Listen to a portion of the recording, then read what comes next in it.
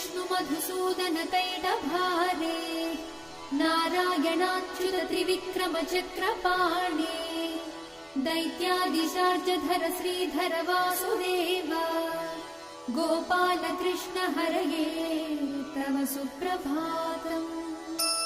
श्री रुक्मिणी सभवनास हरे मुरारे राधेश गोपसि स्वरूप भृगादि वन्द्या श्रीद्वारकाश्रय विकुण्ठपते भुवनैकमूर्ते गोपाल देव हरये तव सुप्रभातम्।